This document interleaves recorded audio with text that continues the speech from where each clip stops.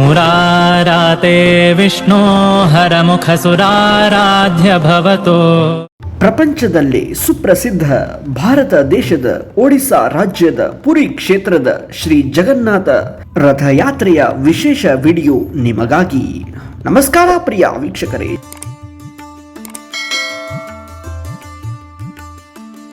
ಪುರಿ ಜಗನ್ನಾಥ ದೇವಸ್ಥಾನದ ಬಗ್ಗೆ ವಿಜ್ಞಾನಕ್ಕೂ ಇನ್ನೂ ಸಂಪೂರ್ಣವಾಗಿ ವಿವರಿಸಲಾಗದ ಎಂದು ಜನಪ್ರಿಯವಾಗಿ ಹೇಳಲಾಗುವ 10 ಸಂಗತಿಗಳು.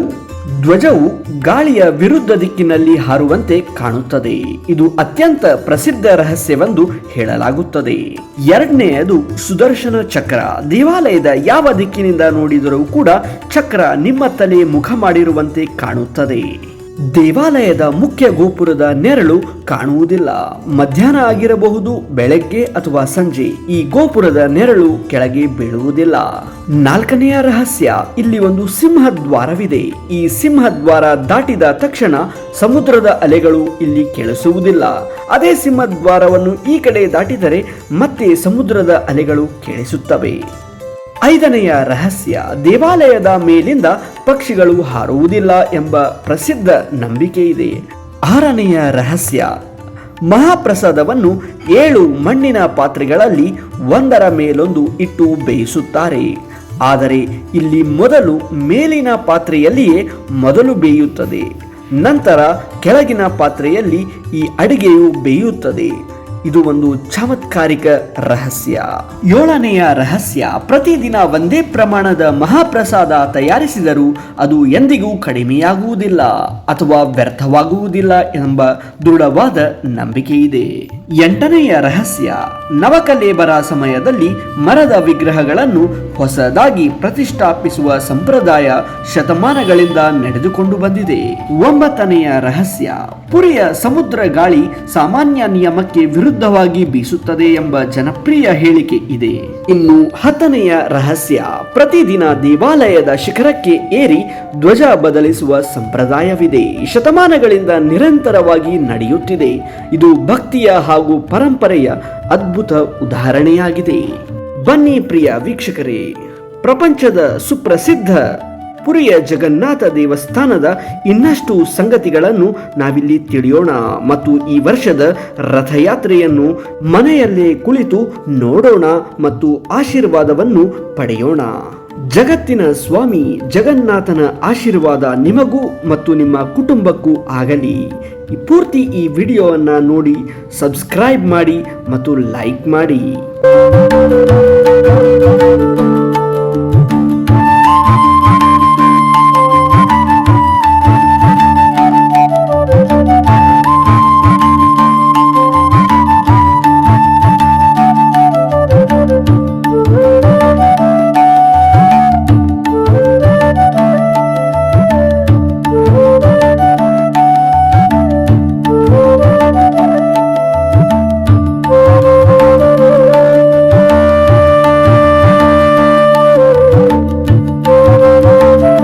ಶ್ರೀ ಜಗನ್ನಾಥ, ಬಲಭದ್ರ ಮತ್ತು ಸುಭದ್ರಾ ದೇವಿ 3 ಪ್ರತ್ಯೇಕ ಭವ್ಯ ರಥಗಳಲ್ಲಿ ವಿರಾಜಮಾನರಾಗಿ ಶ್ರೀ ಮಂದಿರದಿಂದ ಗುಂಡಿಚಾ ದೇವಸ್ಥಾನಕ್ಕೆ ಸುಮಾರು 3 ಕಿಲೋಮೀಟರ್ ಮೆರವಣಿಗೆಯಲ್ಲಿ ಸಾಗುತ್ತಾರೆ. ಲಕ್ಷಾಂತರ ಭಕ್ತರು ರಥದ ಹಗ್ಗವನ್ನು ಎಳೆಯುವ ಮೂಲಕ ಭಗವಂತನ ಕೃಪೆಗೆ ಪಾತ್ರರಾಗುತ್ತಾರೆ. ಈ ಯಾತ್ರೆ ವಿಶ್ವದ ಅತಿ ದೊಡ್ಡ ಮತ್ತು ಅತ್ಯಂತ ಸುಪ್ರಸಿದ್ಧ ಹಿಂದೂ ರಥೋತ್ಸವಗಳಲ್ಲಿ ಒಂದಾಗಿದೆ.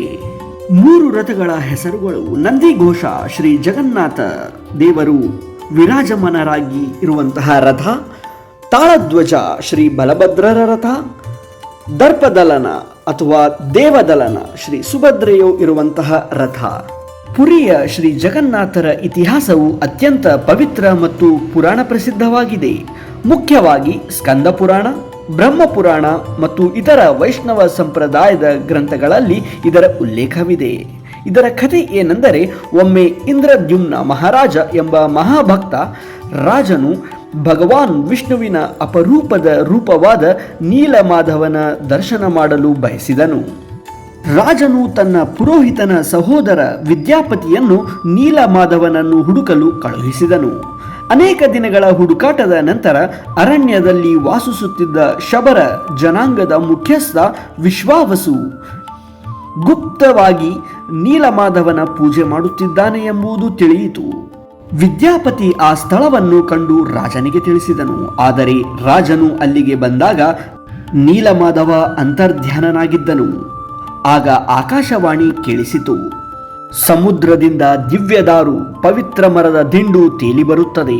ಅದರಿಂದ ನನ್ನ ಮೂರ್ತಿಯನ್ನು ನಿರ್ಮಿಸು. ಕೆಲ ದಿನಗಳ ನಂತರ ಸಮುದ್ರ ತೀರದಲ್ಲಿ ದಿವ್ಯ ಮರದ ದಿಂಡು ದೊರೆಯಿತು. ಆಗ ಒಬ್ಬ ವೃದ್ಧ ಶಿಲ್ಪಿಯ ರೂಪದಲ್ಲಿ ವಿಶ್ವಕರ್ಮ ಬಂದನು. ನಾನು 21 ದಿನಗಳ ಕಾಲ ಮುಚ್ಚಿದ ಕೋಣೆಯಲ್ಲಿ ಮೂರ್ತಿಯನ್ನು ನಿರ್ಮಿಸುತ್ತೇನೆ. ಆ ಅವಧಿಯಲ್ಲಿ ಯಾರೂ ಬಾಗಿಲನ್ನು ತೆಗೆಯಬಾರದು ಎಂದು ಹೇಳಿದನು. ಆದರೆ ಕೆಲವು ದಿನಗಳ ನಂತರ ಒಳಗಿನಿಂದ ಯಾವುದೇ ಶಬ್ದ ಕೇಳಿಸದ ಕಾರಣ ರಾಣಿ ಆತಂಕಗೊಂಡಳು. ರಾಜನು ಬಾಗಿಲು ತೆರೆದನು. ಆಗ ಶಿಲ್ಪಿ ಕಾಣೆಯಾಗಿದ್ದನು. ಮೂರ್ತಿಗಳು ಅಪೂರ್ಣವಾಗಿದ್ದವು. ಕೈಗಳು ಮತ್ತು ಕಾಲುಗಳು ಸಂಪೂರ್ಣ ರೂಪದಲ್ಲಿರಲಿಲ್ಲ. ಅಷ್ಟರಲ್ಲೇ ದೈವವಾಣಿ ಕೇಳಿಸಿತು. ಇದೇ ನನ್ನ ಇಚ್ಛೆಯ ರೂಪ. ಈ ರೂಪದಲ್ಲಿಯೇ ನಾನು ಜಗತ್ತಿನ ಜನರಿಗೆ ದರ್ಶನವನ್ನು ನೀಡುತ್ತೇನೆ. ಹೀಗೆ ಶ್ರೀ ಜಗನ್ನಾಥ, ಬಲಭದ್ರ ಮತ್ತು ಸುಭದ್ರಾ ದೇವಿ ಅವರ ದಿವ್ಯ ಮರದ ಮೂರ್ತಿಗಳನ್ನು ಪುರಿಯ ದೇವಾಲಯದಲ್ಲಿ ಪ್ರತಿಷ್ಠಾಪಿಸಲಾಯಿತು. ಜಗನ್ನಾಥನ ವಿಶೇಷತೆ: ಜಗನ್ನಾಥ ಎಂದರೆ ಜಗತ್ತಿಗೆ ನಾಥ ಅಥವಾ ವಿಶ್ವದ ಅಧಿಪತಿ. ಮೂರ್ತಿಗಳು ಮರದಿಂದ ನಿರ್ಮಿತವಾಗಿವೆ. ನಿರ್ದಿಷ್ಟ ವರ್ಷಗಳಿಗೊಮ್ಮೆ ನಡೆಯುವ ನವಕಲೇಬರ ಉತ್ಸವದಲ್ಲಿ ಹೊಸ ದಾರುಗಳಿಂದ ಹೊಸ ಮೂರ್ತಿಗಳನ್ನು ನಿರ್ಮಿಸಿ ಹಳೆಯ ಮೂರ್ತಿಗಳಲ್ಲಿರುವ ದೈವಿಕ ತತ್ವವನ್ನು ಹೊಸ ಮೂರ್ತಿಗಳಿಗೆ ವರ್ಗಾಯಿಸಲಾಗುತ್ತದೆ.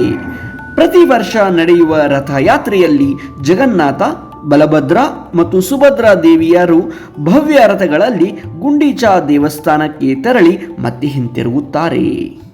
ಜೈ ಜಗನ್ನಾಥ್.